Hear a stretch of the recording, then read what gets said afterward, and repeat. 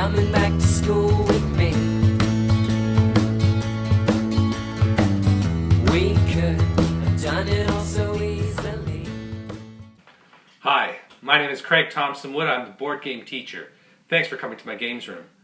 Actually, as it turns out, this week I'm on vacation. My school's on something called a balanced calendar, so I thought I'd take the opportunity while I'm off school to film a video about how to play a game which I really enjoy. This is one of my most favorite games, Super Dungeon Explorer. But now, what I'm going to be doing today is not the Super Dungeon Explorer as it is by the rule book contained with the game. I'm going to be looking at Super Dungeon Explorer Lootimeter mode, of which I was one of the co-creators of the rule set. And so I'm going to be focusing on using the components from the Forgotten King, because currently at the time of taping this video, this is the set that is most readily available.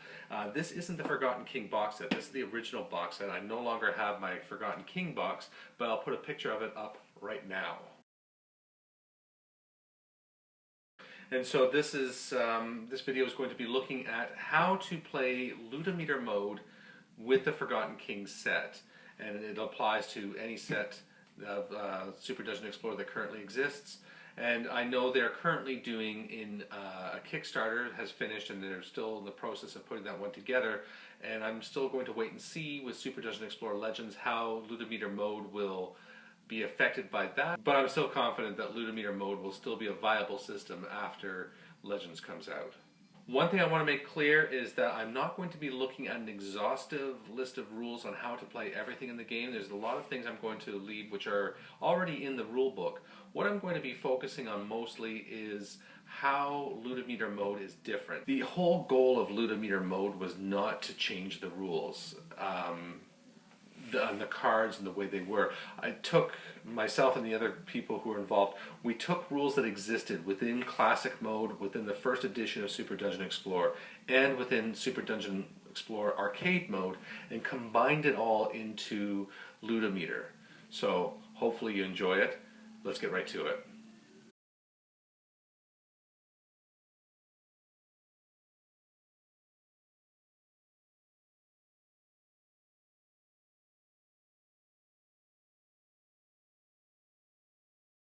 So before we get started, one thing I wanted to talk about was the importance of organization, because this game has a lot of components, a lot of pieces and things, and it can really slow down your playtime and cut into your playtime if you're spending a lot of time just assembling everything, finding what you need.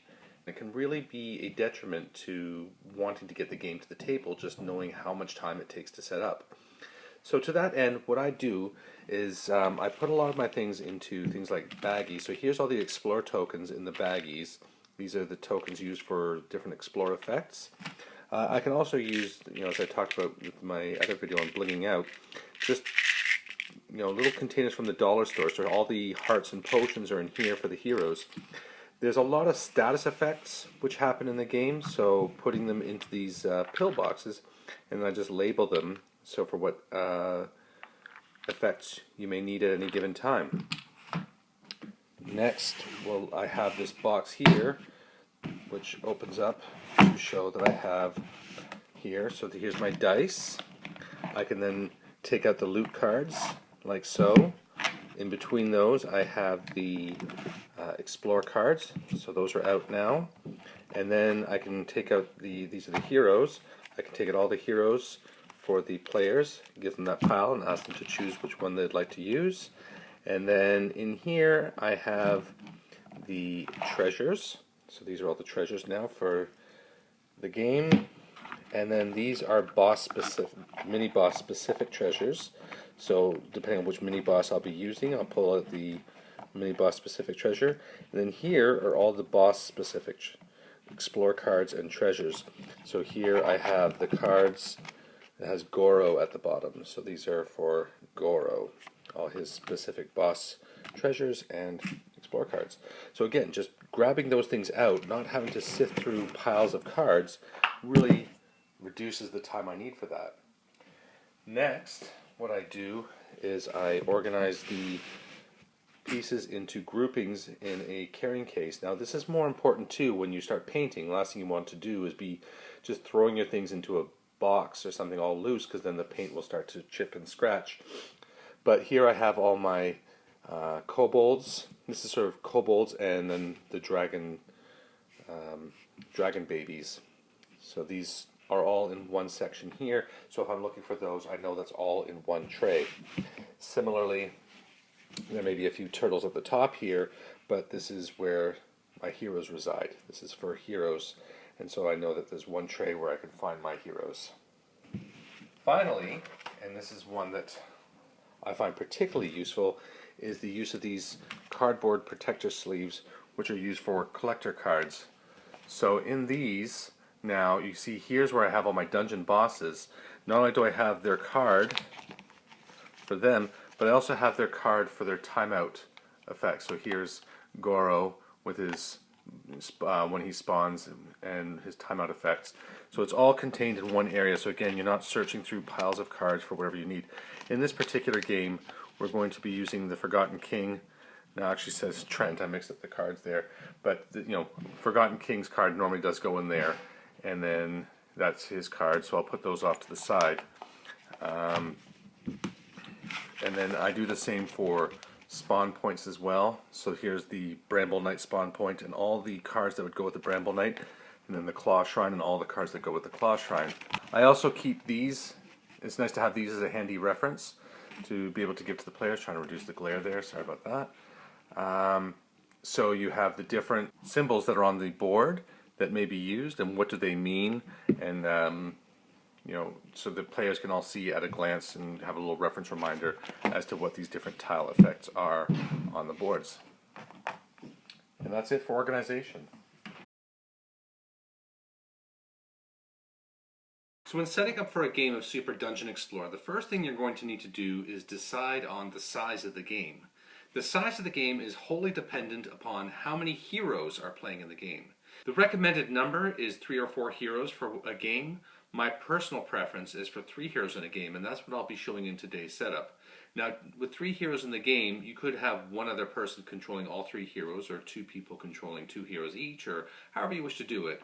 But it's the number of heroes in the game that will then determine the size of the game. So once you've decided on how many heroes you want for the game, you can hand the deck of heroes to the hero players, or player, and let them decide which heroes they want to choose. For today's game, I want to use only characters and monsters and things that are available in the Forgotten King box set. So I will go with the Fey Alchemist, Princess Emerald, and the Thundervale Huntress. Once the heroes have chosen their hero cards, they can get the appropriate hero miniatures to accompany them. Each hero should then add 1 potion to their card, and the heroes are ready to begin. Now, while the heroes are choosing their characters that they wish to play, the console is going to be choosing the dungeon boss. In this case, I'll be using the Forgotten King, and also making sure to get the special card which shows the boss spawn and timeout effects. The heroes may wish to know the dungeon boss they're going up against before they choose their heroes, which would only make thematic sense. A party tailored to defeat that particular boss would be the ones most likely to go after the boss. No sense going after something that you're going to be unable to beat. You should also then choose a mini-boss. So in this case, I'll be taking Trent. With the associated mini-boss, then, you will have the mini-boss treasure. In this case, Brent has the Bramble Bracers. You should also get the boss-specific treasures, which have the boss's face at the bottom. So with the Forgotten King, I'm looking for the treasures with the Forgotten King. You should also get the boss-specific treasures with the boss's face at the bottom. So in this case, with the Forgotten King, I'm taking the Forgotten King treasures, as well as the boss-specific Explore cards. Again, they'll have the Forgotten King's face or the boss's face at the bottom of the card as well. Once you have these, you can then collect the appropriate miniatures. And now you can choose the monsters with which you will populate the dungeon. In choosing the monsters for the game, you are going to choose the monsters based on the spawn points that they come out of. So if there's particular monsters that you really like, then you would choose the appropriate spawn point that brings those monsters to the table. However you choose to do it, the important thing to remember is that there's going to be one spawn point for every hero that is in the game. So in this case, we're looking at a 3-hero game, so we are going to have 3 spawn points. So the spawn points we have are the Bramble Knight and the Old Growth Hollow. Now that may look like 2 spawn points, but Bramble Knight, it says 1 spawn point, whereas the Old Growth Hollow is what's called a paired spawn point. So there's actually going to be 2 spawn points for when you take the Old Growth Hollow. So there's 2 spawn points for this one card. So that will make my total of 3. Once you've chosen your spawn points, you should also choose a creep card. In this case, I'm going to choose the Rabid Squirrel. And it says Rabid Squirrel Chimera Creep. So that's how you know it's a creep. Creeps are monsters that just come throughout the dungeon to harass the heroes. They're not very tough, but they can be quite deadly in the right circumstances. Once you have all your cards out, you can now collect the models and we can move on to the next step. And there we have it. Now that the models are ready, we are ready to start the next step, deck construction. So in the game of Super Dungeon Explorer, you have 3 decks of cards: the Treasure deck, the Loot deck, and the Explore deck. And I'll explain how each of these work. Let's start with the Treasure deck. So the Treasure deck represents powerful treasures that the heroes can find. These are found inside of treasure chests. So when the heroes open a chest, they will get one of these treasures. The game comes with boss-specific treasures, and they will show the picture of the boss, in this case the Forgotten King, because that is the boss we'll be using today. So the boss treasures all have his picture on them. So in this game, there are 1, 2, 3, 4, 5, 6, 7 boss-specific treasures for the Forgotten King.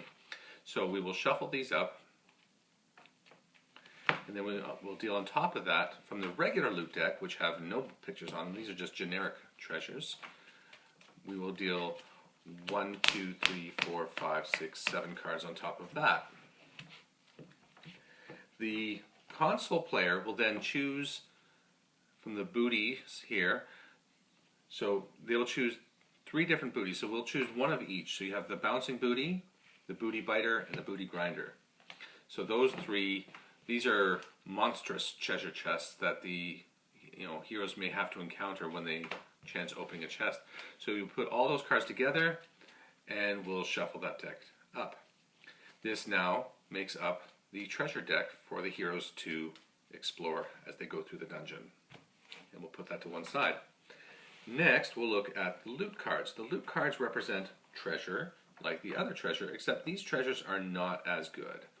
They are lesser versions of the greater treasures there, but these come more steadily. And the loot cards are also going to represent the timer in the game. So how we're going to represent the timer is by separating these into 2 decks of 16 cards. So we'll go 1, 2, 3, 4, 5, 6, 7, 8, 9, 10, 11, 12, 13, 14, 15, 16. 1, 2, 3, 4, 6, 7, 8, 9, 10, 11, 12, 13, 14, 15, 16. The other cards you can just leave to the side for now. You may choose to use these later in the game, and I'll explain a little bit later how that works. Finally, we have the Explore cards. The Explore cards represent random things that happen in the dungeon that just add a little bit more flavor, a little more theme. There could be traps, there could be wandering merchants, there could be all kinds of manners of things. Some help the heroes, some hurt the heroes, but overall, to me, they just add a lot of fun flavor to the game. Now, in the decks, there are some that are specific to the boss. So I've made up the deck here where I've mixed up the boss treasures, the 12 boss treasures with 12 of the regular ones, and I've shuffled them together. I'll shuffle it one more time. And now what you're going to do is you're going to take these and you're going to just take one in the first. So you have deck 1 and deck 2 of your timer. And again, I'll explain a little bit how the timer works. But for now, we're going to seed the timer with these random events that will happen throughout the game. So for the first deck, we want to go 1, 2, 3, 4, 5, and then an Explore card goes underneath. And then 1, 2, 3, 4, 5, and an Explore card goes underneath. 1, 2, 3, 4, 5, and then an Explore card goes under that. This is now deck 1 of the Lootimeter timer prepared. Now we take the second one, but now it's the second half of the game here, so things are ramping up, things are getting more dangerous. So we're going to go 1, 2, 3, Explore, 1, 2, 3, Explore, 1, 2, 3, Explore, 1, 2, 3, Explore, 1, 2, 3, and Explore. This is deck 2, now finished. The Explore cards go away now. Those are used for the rest of the game. We are now ready to set up the board. When setting up the board, the heroes and console are going to alternate choosing and placing tiles onto the board. Console will start in a 3-player game, and the console will choose one tile, and they are double-sided, so the console can choose either side and put one down. The heroes are then going to choose a tile, and there's obviously more than 3 tiles, these are just the 3 I've chosen now, and they will add it to the board. And then finally the console will choose one final tile and add it to the board. Once these are done, you need to get ready to populate it with your monsters. Once the tiles have been placed, the console player now needs to put on the spawn points. So we have 2 Old Growth Hollow spawn points and 1 Bramble Knight spawn point. So they will then put those spawn points, 1 spawn point per map tile. So they will put them down, maybe like so, and then we'll put down treasure. There will also be 1 treasure chest per tile, and that will be how the heroes can get the treasure cards, which we had prepared the deck for earlier. Once all the spawn points and treasure chests are placed, the console player can now spend 4 skulls worth of monsters for each spawn point. Each card has a skull value for the monsters that are on it. The creeps don't have a spawn point, so they come on a different way, which I'll explain in a little bit. So for this one, the console player may decide to put Sprout out here, and Sprout is 1 skull. And they can start anywhere within 2 squares of the spawn point. So there'll be Sprout, we'll put a Mook, and we'll put a Wisp on this one. And here we'll put maybe just the 2 Frog Knights. So we can, Frog Knights are 2 each, so they will start there for 4 spawns, and then down here we'll just go with 4 mooks. 2, 3, and 4. And that will be the setup spawning. Now the heroes need to come onto the board. So the heroes are now going to be entering the dungeon, and they can choose one of the 3 points with which to enter the dungeon on the start tile. So they will then indicate where they want to start by putting the start button, which actually looks like a start button on like an Xbox or something, onto the tile. So maybe they'll start here. So they place it within 1 of that opening, and you see there's an opening here, here, and here. There's black walls around. And that is the only way that players can get through from tile to tile, is through that opening.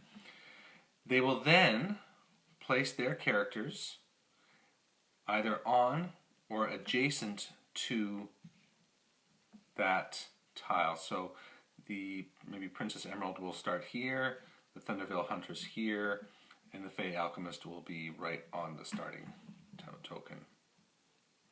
The players then need to take 1 princess coin for each player in the party, and these can just go into the player backpack. And the player backpack is represented by this card here. This is where all loot goes until it's divided out amongst the party. So there's 3 heroes, therefore 3 coins in the backpack. That means that for each princess coin, the players can revive themselves from death once. Once the heroes have placed themselves, have all their cards set up and their princess coins ready, they now need to decide on the order of activation. The order of activation shows which hero is going to go first each turn. So in this case, we have Princess Emerald, who will go first in the first hero turn. Thunderveil Huntress will go first in the second hero turn, and the Fey Alchemist will go first in the third hero turn. And I say first because there will be 2 heroes that will activate every hero turn. So in the first turn, Princess Emerald will activate first, and she will then choose either the Thunderveil Huntress or the Fey Alchemist to activate after her.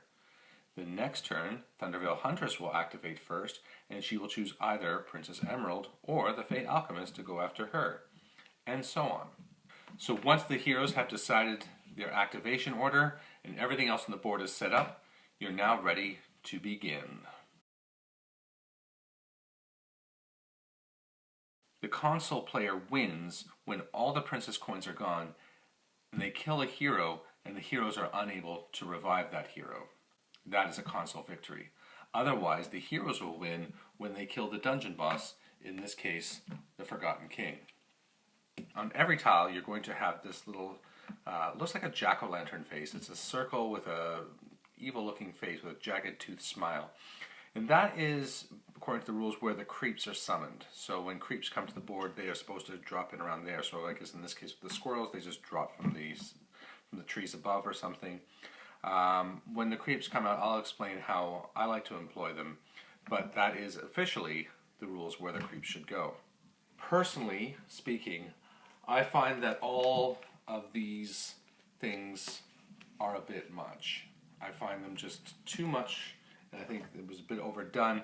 I like to keep my games simple, so things which affect the player movement and player line of sight, definitely I keep.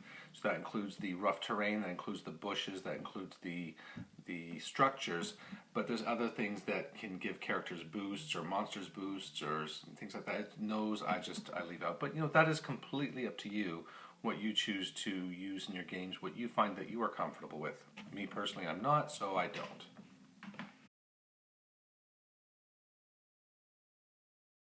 So on a hero's turn, they have 3 actions to perform, or as many actions as are shown there, and there are some items which can enhance their number of actions.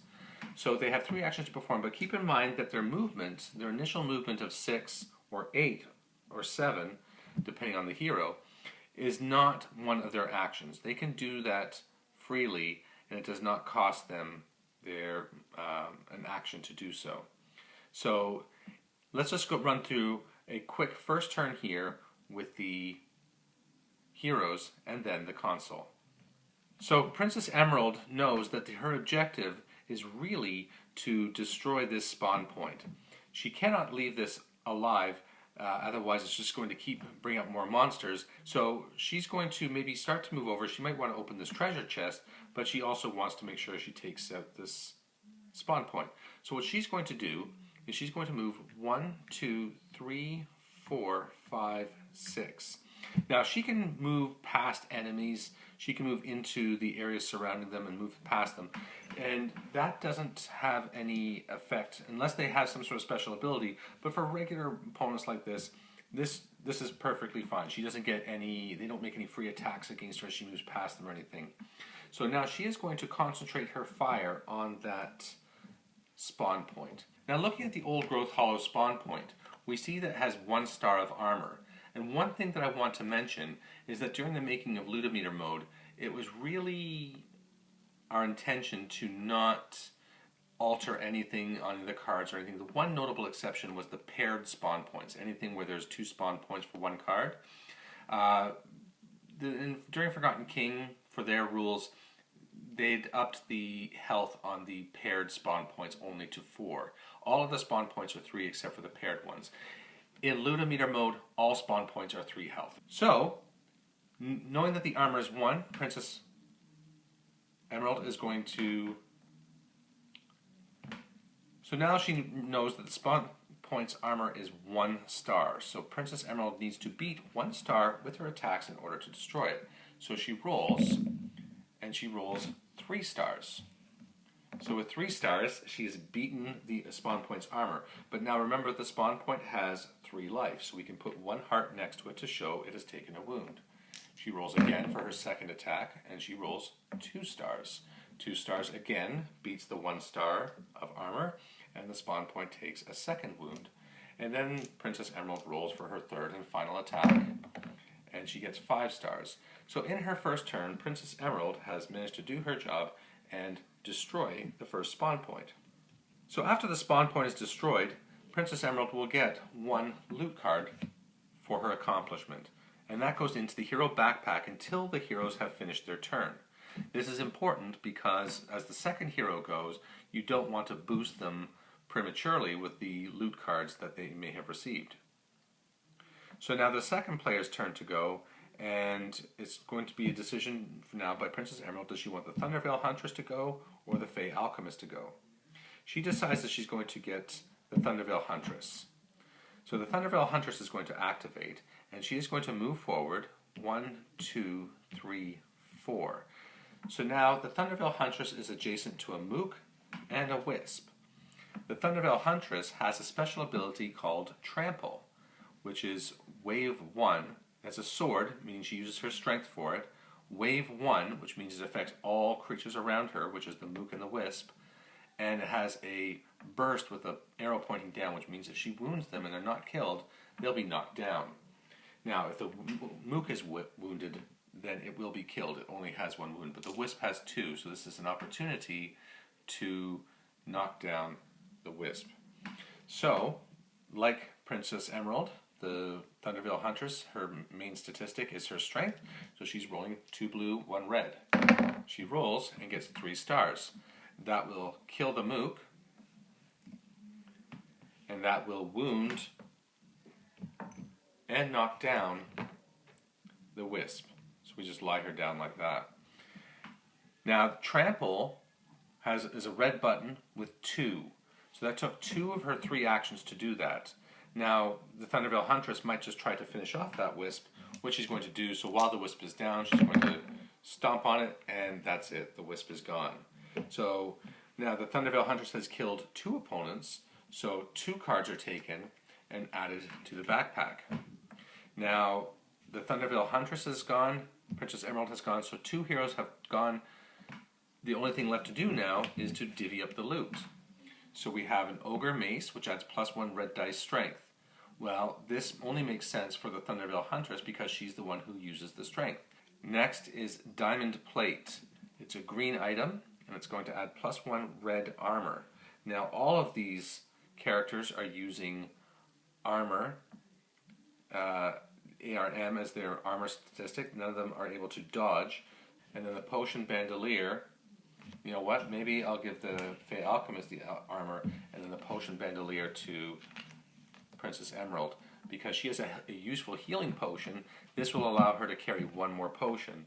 And the Fey Alchemist can already hold 3 potions. Giving her a Potion Bandolier seems a bit of overkill. And so that's it for the hero's first turn. Let's take a look at the console's first turn. So now the console player is able to activate. First thing the console player is going to do is spawn 4 skulls worth of monsters in any tile which is disturbed. So in this case, the heroes are in this tile, but any tile adjacent to them is also considered to be disturbed. So now they can summon 4 skulls worth of monsters here, but not the final tile, which is off to the side. So they might want to bring out the Grobbit Executioner, just to make sure that the big bunny gets into the action, which only leaves 1 more point for the Billman. So now what the console player might want to do is they need to really be concerned about making sure that this, the first spawn point has been lost, and that's a pretty tough one to hold on to on the first tile. So, but now they have the second one to try and protect. So what they might do is they want to try and see what they can do about blocking off this entrance. So the Grobbit Executioner has a move of 6. So 1, 2, 3, 4, 5, 6 would take the Grobbit Executioner to here.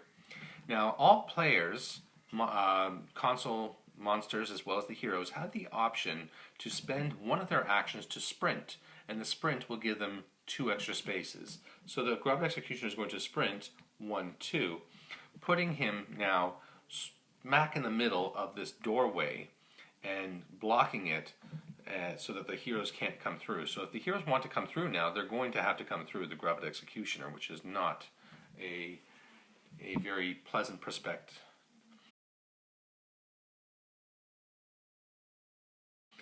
So as the game goes on, the heroes are going to kill monsters. Every time they kill a monster or a spawn point, they are going to get a loot card. Every time that the monsters wound a hero, they take a loot card and they discard it. So let's say later on the Thunderveil Huntress has come up and she's attacking the Grabbit Executioner. The Grabbit Executioner attacks and does, with his massive damage, so the Grabbit Executioner does massive damage, meaning he does 2 wounds for every hit. So say he hits the Thunderveil Huntress, well, 2 cards are going to be lost, and those are removed from the game, and if that reveals an Explore token, then you would then resolve the Explore token. I'll explain that in a little bit. So as the game goes on, you're going to, either the heroes are going to be gaining the cards or the monsters are going to be making the heroes lose the cards. In either case, this deck is running out. And as the deck runs out, then the heroes have to be aware of the fact that when the first deck runs out, then the mini-boss will appear. When the second deck runs out, that's when the dungeon boss, in this case the Forgotten King, will appear. But let me talk a little bit now about Explore cards. So when the Explore cards show up in the loot deck, resolve them immediately. They will take place on the tile in which they were revealed. So in this case, there's a wall of fire. So a wall of fire, it's a trap, because it shows this bear trap symbol here. It has a 2-star shield. So this means it's going to take has a 2 defense in order to be disarmed. So a wall of fire shows this row of 4 squares. What that means is that you're going to look to your thing here, and the one that is 4 squares long, which is this one, and you're going to place this somewhere on the board to maybe back here so that the players have to go around. But now not all of the Explore cards are traps. Some will have symbols like this, which means that this is, with the number inside, this number shows how many creeps appear when that Explore card is revealed. So in this case with the secret code, there would be 3 creeps. So 3 creeps would come to the board. Now, the rules say the creeps should be adjacent to this smiley face thing here. You can do that. What I also like to do is have the creeps appear on the sides of the board, as it seems as though they're rushing in from other places, coming in to assist the console in taking down these heroes. Yeah, so any of the cards you find are going to have either the creep symbol or the trap symbol. There are some cards which are still beneficial to the players, but they are still going to have a creep number on them. For example, this one still has 1 creep, but the turbo button allows the heroes to get +1 action and +1 movement while they're on that tile. So, as I say, not all Explore cards are harmful to the heroes. Some are actually quite helpful, but all cards are either considered a trap or will produce creeps. Okay, so now we're going to fast forward the game a bit here. So we're going to say this is the point now where the heroes have now run out of their first deck of loot cards. So the Lootimeter deck, the first one, is completely gone. This now signifies, as soon as that happens, it signifies the arrival of the mini-boss. In this case, the mini-boss is Trent. Now, what you're going to do is you're going to look at which of the, some place that is 10 spaces away from the heroes and entrance. So this way, you wouldn't be much good if for the heroes, it would be a little unfair if Trent suddenly appeared right next to them. So you are now going to look at 10 spaces away. So maybe like up here, the mini-boss is going to come out of one of the side doors on one of the tiles. So either these 2 up here or one of these 2 up here. The mini-boss appears right in that spot. So Trent will appear there. This way it gives the heroes a bit of a chance to regroup, to gather some strategies, to think about how they're going to take on this formidable opponent. The heroes are then going to have to deal with the mini-boss. If they're able to successfully defeat the mini-boss, then they get the special mini-boss treasure, which will be dropped immediately upon Trent's death, in this case the Bramble Bracers.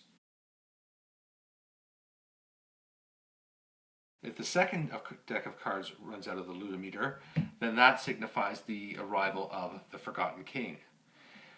When the Forgotten King arrives, remember the text at the small card. So it says boss spawns. This is the point where the Forgotten King arrives. Now he'll always come out, or any dungeon boss will come out at the point where the exit is for this last tile. So he comes on from there. And now with the boss spawn, King's Riches, and whenever the heroes wound Forgotten King, he's going to drop a loot. They can drop one loot for every wound that they put on him, which may sound great, except that he has an ability that makes him stronger for the more loot that the heroes have. So this can be a bit of a double-edged sword. So the Forgotten King will come out and will now activate. Now remember, he's a super monster, so you can do 4 Skulls of Monster plus 1 super for free. But now the Forgotten King is different in this regard now because he's the dungeon boss. If the heroes have not killed all the spawn points, and remember I've been stressing throughout that it's really important for the heroes to kill all the spawn points. If the heroes do not have all the spawn points killed, then the Forgotten King is going to get a free activation every turn. And this is on top of any super activation that he takes. So you can do, if the heroes still have 1 spawn point left, the Forgotten King will get 4 skulls worth of monsters. The Forgotten King will get 1 free super activation, and then we'll get 1 free activation just because there's a spawn point left. One thing to note too is that once the dungeon boss has arrived, all spawn points cease to spawn monsters. It's bad enough that there's a spawn point left. The heroes don't need to rub salt in the wounds by having them actually burping out more monsters while they're trying to take on a enhanced dungeon boss. There is a rule too, which gives the dungeon bosses a bit of survivability. It's called the Look Out Sir rule. In this rule, if the dungeon boss is wounded, so if, say, Princess Emerald shoots the Forgotten King from here, as long as there's a minion within 2 spaces of the Forgotten King, the wound can be transferred to that one instead. It's like he dove in the path of the shot and took the bullet for his beloved Forgotten King. It should also be noted that if the heroes do manage to take out the last spawn point before the loot deck runs out, then that will signify the immediate arrival of the Forgotten King or the dungeon boss. So the dungeon boss will arrive if either the Lootimeter deck runs out or if the heroes killed the last spawn point. If the dungeon boss arrives and there's still a spawn point, remember that's when they get the enhanced bonus. Should the heroes manage to come around and kill that last spawn point, that will then drop the dungeon boss down to normal abilities, will no longer get that free activation every turn. So again, the pressure on the heroes to somehow get rid of that spawn point, and the dungeon boss is going to do everything in his or her power to make sure that the spawn point stays active. Once the dungeon boss is out, this signifies the climactic ending of the game. So the dungeon boss needs to make sure that they get rid of all the hero's princess coins. Make sure they have no more princess coins left in the backpack, and kill one more hero one more time, and with no more princess coins to revive, that signifies a victory for the console. If the heroes manage to take the dungeon boss down to half health and then finish off the last half of the health, killing the dungeon boss completely, that signifies a victory for the heroes. And that's how you play Super Dungeon Explorer Lootimeter mode.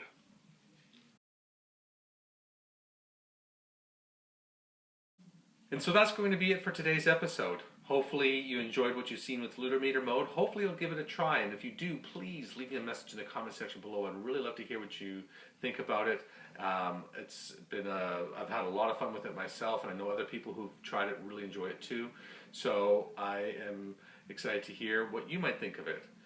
So if you'd also like to see more about this, if you'd like to see maybe a playthrough of the game in Lootimeter mode, if you would like to see maybe Lootimeter arcade mode, there is rules for doing arcade mode with Lootimeter. Arcade mode is where all the players are playing on one side. It's a cooperative game, so all players face the console. The console is just run by the AI of cards, so it's just players versus the game. And I know some people prefer it that way, and also it's easier to play in a solo mode. So if you'd like to see that, again, leave me a message in the comment section below and I'll be sure to respond. But until next time, I'm Craig Thompson Wood, the board game teacher, saying thanks for coming to my game room.